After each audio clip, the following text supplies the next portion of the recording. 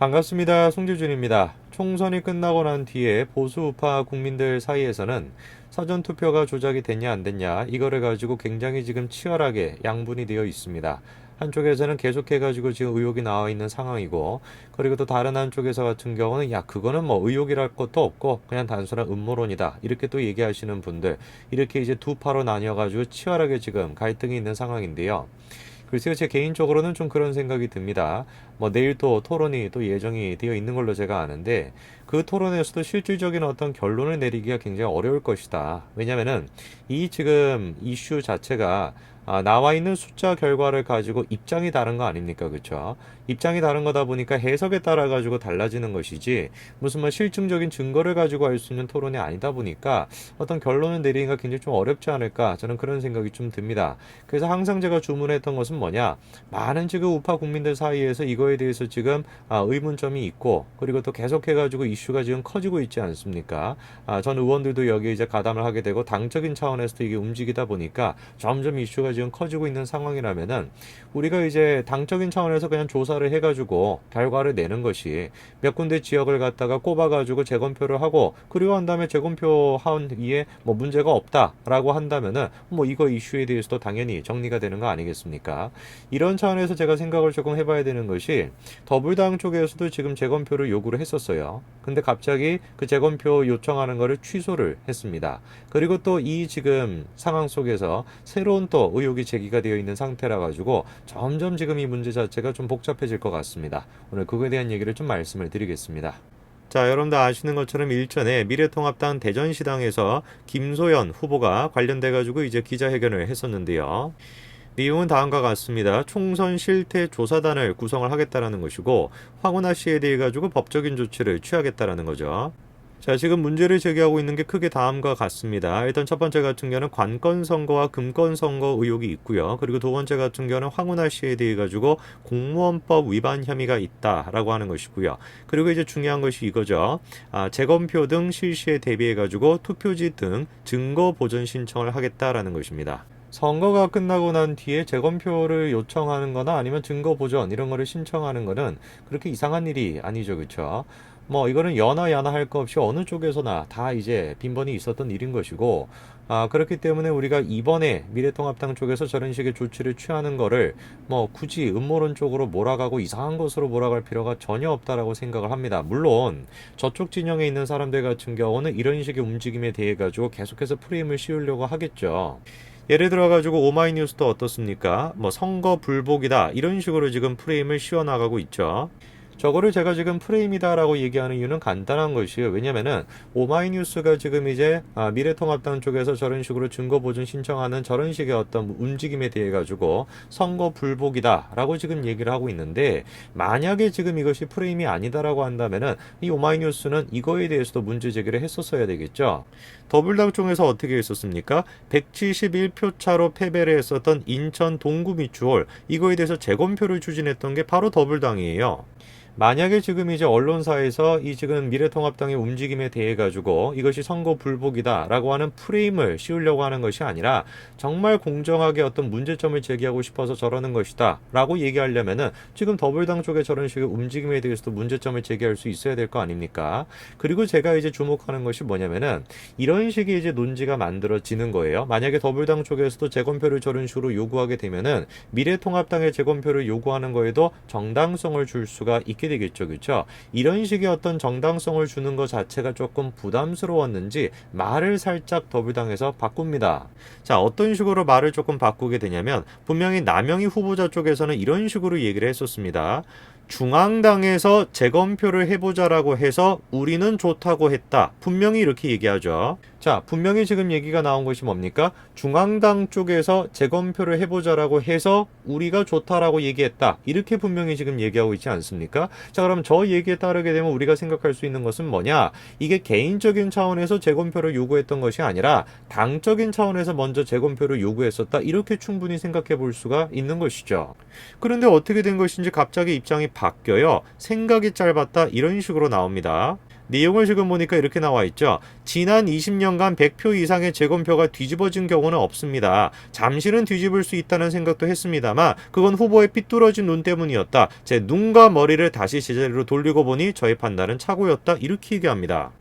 말이 바뀌었죠. 어떻게 말이 바뀌었습니까? 처음에 재검표를 추진할 때는 분명히 뭐라고 했었습니까? 중앙당에서 재검표를 해보자라고 해서 우리가 좋다라고 했다. 이렇게 얘기했었죠. 그런데 어떻게 된 것인지 지금 재검표를 포기를 했는데 그 포기한 이유가 뭡니까? 개인적인 이유로 뒤집혀져 있는 것이죠. 내가 생각을 해보니까 내 생각이 조금 짧았다. 내 판단 착오였다. 이런 식으로 지금 얘기가 나오는 것입니다. 저는 그렇기 때문에 이걸 어떻게 생각할 수밖에 없는 것이냐. 지금 이제 재검표 문제에 대해서 미래통합당 쪽에서 계속해가지고 당적인 차원으로 지금 키우려고 하지 않습니까? 의원들도 거기에 지금 가세를 하고 있고 그리고 이제 당적인 차원에서 이제 재검표를 또 추진하려고 하는데 그거를 원천 봉쇄하려고 한다. 아니 뒤집어서 생각해보면은 원천 봉쇄할 수밖에 없는 상황이 있는 거 아닌가? 저는 그런 생각이 들 수밖에 없는 것입니다. 분명히 지금 당적인 차원에서 재검표를 추진하려고 하다가 개인에 대한 문제로 그냥 싹 바꿔버려가지고 재검표 자체를 아예 그냥 못하게끔 저 당에서 재검표를 추진하는 거에 대한 정당성을 완전히 없애기 위해 가지고 한 후보를 희생시키는 한이 있다라고 할지라도 이 재검표 자체를 그냥 원천 봉쇄시키려고 하는 게 지금 더불당 쪽의 모습이라는 겁니다. 왜 그렇게 해야 될까요? 그거에 대해서 우리가 문제점을 생각해 볼 수밖에 없죠. 자, 이런 상태에서 뉴데일리에서 이번에 단독 기사가 나왔습니다. 그 내용이 무엇이냐? 돌반지 300개가 일주일 새 유통이 됐다라는 겁니다. 자, 그 내용을 조금 살펴보시게 되면 이런 말이 나와 있습니다. 금반지와 관련된 제보를 기다린다라는 것이죠. 대전의 한 동네 작은 금은방에서 일주일 사이에 돌반지 시가 30만 원 상당 300개 가량과 골드바 5돈짜리 시가 150만 원 상당이 25개나 유통이 됐다라는 겁니다. 자, 그런데 이게 이상한 것이 무엇이냐면은 코로나 때문에 돌잔치도 지금 제대로 안 하고 있는 상태죠. 그런데 큰 어떤 규모도 아니고요. 동네 작은 금은방에서 일주일 동안에 300개나 돌반지가 유통됐다? 그게 참으로 수상하다라는 것입니다. 글쎄요, 대전의 한 동네 금은방에서 저런 식의 대량의 뭐 돌반지라든지 골드바 이런 것들이 유통됐다. 주변의 증언에 따르게 되면 3, 40년 동안 저런 적이 한 번도 없었다라고 하는데 하필이면은 선거 기간 동안에 또 저런 일이 있었다라고 하는 거에 대해서 우리가 어떻게 조금 접근을 해야 될까요? 아무래도 이제 의혹이 생기는 거는 지금 이제 방금 전에 말씀을 드렸던 것처럼 사모펀드라든지 라임 사태와 혹시 연관성이 있는 거 아닌가 그런 생각이 들 수밖에 없습니다. 최근에 또 이런 일이 있었죠. 라임 사태에 연루돼 있다라고 지금 의혹을 받고 있는 행정관이 어떻게 됐습니까? 구속이 됐습니다. 자, 이번에 이 행정관의 구속을 통해 가지고 지금 기대가 되는 것은 다음과 같습니다. 보시게 되면은 1조 6천억 원 정도 피해를 냈는데요. 그 라임 사태에 대해 가지고 김 전 행정관의 윗선도 개입했는지 여부에 대해서 수사력을 모을 전망이라는 것이죠. 현재까지 같은 경우는 의혹이 드러난 것은 없다라고 지금 얘기하고 있습니다만, 자, 분명히 우리가 생각해야 되는 건 이거죠. 회장님 김 씨가 워낙 전방위적으로 로비를 했다라는 증언이 지금 이어지고 있고, 이 행정관 본인 자체도 금감원 출신에 게다가 경제수석실에서 일했던 만큼 예단하기가 어렵다라는 것입니다. 마치 이제 돌려막기를 하듯이 그런 식으로 이제 방만하게 이게 운영이 돼가지고 이렇게 피해를 키웠다라고 지금 지적이 이어지고 있는데 그런 식의 어떤 방만한 운영에 대해 가지고 금감원에서 아무 조치를 취하지 않은 듯한 그런 지금 의혹이 생기고 있는 거 아닙니까? 그 부분에 대해서 과연 윗선이 개입돼 있는지 이거에 대해서 우리가 철저하게 조사가 돼야 될 것인데 제가 조금 주목하는 것이 무엇이냐? 이 지금 미래통합당의 이런 식의 움직임에 대해 가지고 더불당 쪽에서 굉장히 지금 적극적으로 방어를 하고 있는 모습이 보인다. 라는 겁니다. 자, 조승래 더불어민주당 대전시당 위원장은 바로 입장 표명을 했는데요. 자, 황운하에 대한 고발은 마치 선거 불복이다 이런 식으로 지금 입장을 내놨습니다.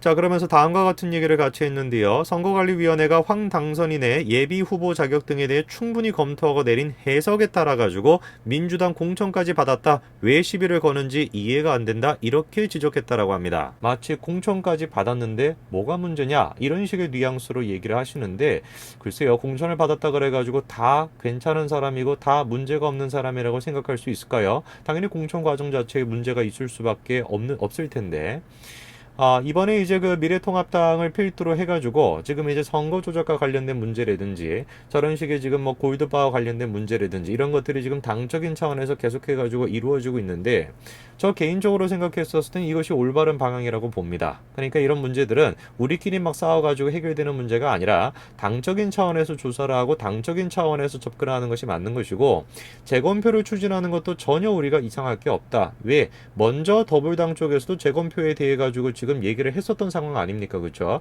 그렇기 때문에 충분히 우리 쪽에서도 재검표를 얘기하는 것이 이상하지 않다.